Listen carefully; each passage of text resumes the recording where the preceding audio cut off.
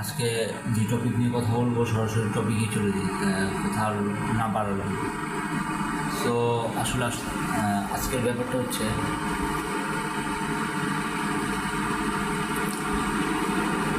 আমরা সচরাচর যেটা দেখি, মানে এটা ফ্যামিলিতেও হইতে পারে কিংবা ফ্যামিলির বাইরেও হইতে পারে, অথবা ফ্যামিলি ফ্রেন্ডস বলেন, ফ্যামিলির ভিতরে বলেন, ফ্যামিলির বাইরে বলেন, সব জায়গায় এরকম ধরনের প্রবলেমগুলো আমাদের ফেস করতে হয় অনেক সময়, বা অনেক সময় অনেক সমস্যা আমরা দেখি। মানে সমস্যাটা হলো, আপনি ধরেন একজন গ্রাজুয়েশন কমপ্লিট করছেন, আপনার জব হচ্ছে না, কিংবা আপনার স্যালারি পোষাচ্ছে না দেখে আপনি জবে যাচ্ছেন না। বাসা থেকে বিভিন্ন ধরনের প্রেশার আসবে, যেমন কেন আপনি বলতেছি কি কোনো কাজ করে না, সারাদিন ঘরে বসে কি অনলাইনে কাজ করে, পিসিতে বসে ফ্রিল্যান্সিং করে, কী করে, যে কোনো কাজই হোক, ডাটা এন্ট্রি অথবা এডিটিংয়ের কাজ, গ্রাফিক ডিজাইনিং, যে কোনো কাজই হোক। কিন্তু একটা জিনিস আমি খেয়াল করে, মানে আমার বাস্তব লাইফে রিয়েলাইজ করছি, ব্যাপারটা হলো যখন সবসময় বাইরে থাকতাম মানে বুঝাচ্ছি, বাইরে বিভিন্ন কাজে ব্যস্ত থাকতাম, দৌড়াদৌড়ি করতাম, বাসায় তেমন একটা সময় দিতে পারতাম না।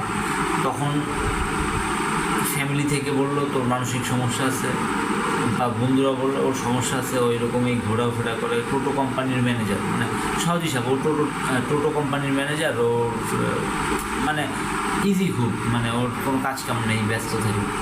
আবার যখন আপনি ব্যস্ত হয়ে যাবেন, তখন যখন অফিসের কাজে অথবা আপনি যে কাজ করেন, আপনার কর্মক্ষেত্রে আপনি ব্যস্ত হবেন, তখন বলবে কি কেন তুমি এই কাজ, মানে তুমি ফ্যামিলির সময় দিচ্ছ না, এইটা করতেছো না, ওইটা করতেছো না, বিভিন্ন নানা ধরনের, মানে অ্যাটসেট্রা, মানে বিভিন্ন ধরনের কথাবার্তা আসে। এরকম আমরা ফেস করি সচরাচর।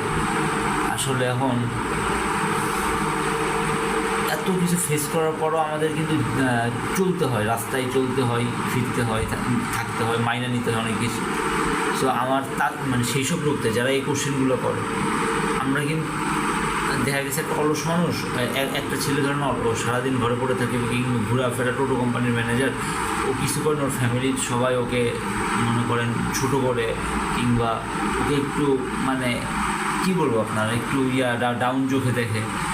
আপনি যখন এক্সট্রাঅর্ডিনারি হয়ে যাবেন, আপনি অনেক স্কিলফুল, অনেক কাজ শিখবেন দেশের বাইরে, দেশে ধরেন বিশ্বের দেশ কয়টা, 198টা কান্ট্রি, 198 কান্ট্রিতেই যখন আপনার যাওয়ার পারমিট পাবেন, আপনি ভালোভাবে একটা জব করবেন, লাখ টাকার উপরে মিনিমাম লাখ টাকা জমাইতেই পারবেন। যে টপ 10 কান্ট্রি আছে, এখানে যদি আপনি জব করেন রিসিপশনিস্ট হিসেবে, কিংবা ডেস্ক জব যেগুলো আছে, এগুলোতে আমি পাইছি আর কি, অনলাইন থেকে দেখে ভালো একটা স্যালারি আপনি জমাইতে পারবেন।